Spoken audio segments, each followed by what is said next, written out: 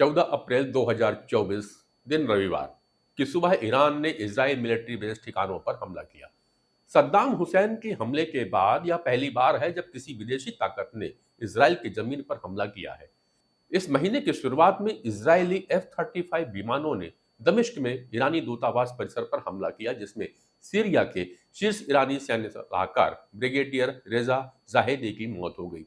यह हमला Vienna convention का उल्लंघन था, जिस पर इसराइल और ईरान दोनों ने हस्ताक्षर किए हुए हैं। अमेरिका को हमले से कुछ मिनट पहले ही इसकी सूचना दे दी गई थी। हालांकि अमेरिका ने अपने बैक सोर्स चैनल के माध्यम से ईरान को सूचित कर दिया कि इस मामले से उसका कोई लेना देना नहीं है। हालांकि बहुत जल्दी अमेरिका ने अपना रुख भी बदल लिया। अमेरिका ने अपने मीडिया आउटलेट्स के जरिए यह धारणा बनाने की भी कोशिश की कि वहां कोई राजनयिक इमारत नहीं थी और ऐसे में इसराइल ने वियना कन्वेंशन का उल्लंघन नहीं किया है। लेकिन अंतर्राष्ट्रीय कानून में इसकी कोई कानूनी वैधता नहीं है। केवल ईरान और सीरिया ही यह तय कर सकते हैं कि दमिश्क में कौन सी इमारतें राजनयिक संपत्ति हैं। तीसरे पक्ष पर इसका कोई अधिकार नहीं है।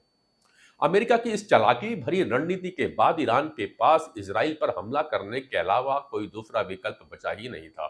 संयुक्त राष्ट्र में ईरानी स्थायी प्रतिनिधि ने एक बयान जारी कर कहा कि उनका बदला पूरा हो चुका है, लेकिन अगर इजराइल आगे बढ़ता है तो वो युद्ध की सीढ़ी पर चढ़ने के लिए तैयार है।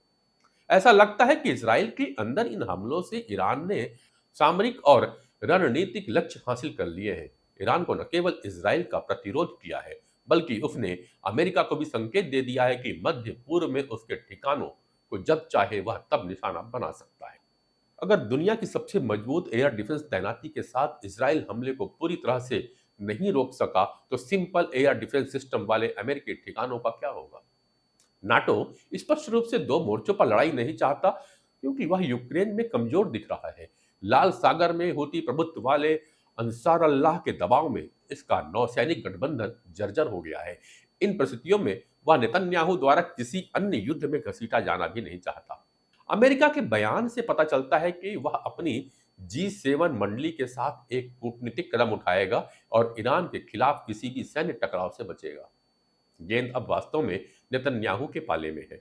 अगर वह इस क्षेत्र को व्यापक युद्ध में धकेलना चाहते हैं, तो आश्वस्त रहे कि तेहरान को बहुत कम या कोई शिकायत नहीं है। ईरान के लिए प्रतिरोध महत्वपूर्ण है। अब इजराइल के लिए किसी भी हमले का वह उतनी ही ताकत से जवाब देगा। ईरानी नागरिक बुनियादी ढांचों पर इजरायली हमले से इजरायली परमाणु संयंत्र भी ईरानी निशाने पर आ जाएंगे और फिर सभी दांव बंद हो जाएंगे। ईरान और इजराइल लंबे समय से एक दूसरे के विरोधी रहे हैं। इजराइल का मानना है कि ईरान मध्य पूर्व के इलाके में इजराइल, यहूदी और अमेरिका विरोधी ताकतों को शह देता रहा है।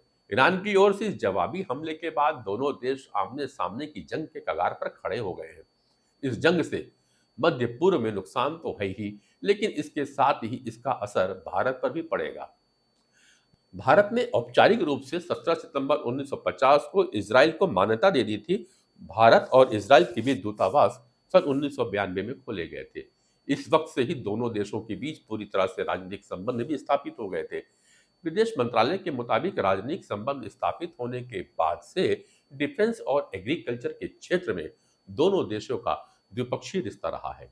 ये दोनों क्षेत्र ही भारत और इजरायली रिश्ते के मुख्य स्तंभ रहे हैं। दूसरी ओर अगर ईरान की बात करें तो भारत और ईरान का रिश्ता सदियों पुराना है। भारत और ईरान के बीच का संबंध ऐतिहासिक और सभ्यतागत संबंधों पर आधारित है। दोनों देशों के बीच उच्च कोट स्तरीय आदान प्रदान, वाणिज्यिक और कनेक्टिविटी सहयोग, सांस्कृतिक संबंध है। ईरान और इजराइल के जंग के बढ़ते आसार के बीच भारत की भी कई चिंताएं हैं। अगर इस इलाके में जंग के हालात बनते हैं तो इससे दुनिया भर में तेल की कीमतों पर भी काफी असर होगा, तो जाहिर है इसका असर भारत पर भी पड़ेगा। तेल की कीमतों में इसका असर इसलिए भी पड़ेगा क्योंकि बड़ी संख्या में तेल का निर्यात होर्मुज जलडमरू मध्य के रास्ते दुनिया भर में होता है।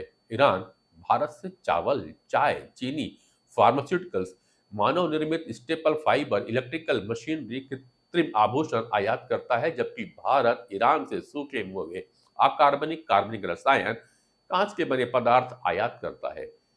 हालांकि हाल के कुछ सालों में ईरान और भारत के व्यापारिक संबंध काफी निचले स्तर पर पहुंच गए हैं। भारत से इजराइल मुख्य रूप से मोती और कीमती पत्थर, मोटर वाहन, डीजल, रसायन और खनिज उत्पाद, मशीनरी और बिजली के उपकरण, प्लास्टिक, कपड़ा और परिधान उत्पाद, आधार धातु और परिवहन उपकरण, कृषि उत्पाद आयात करता है।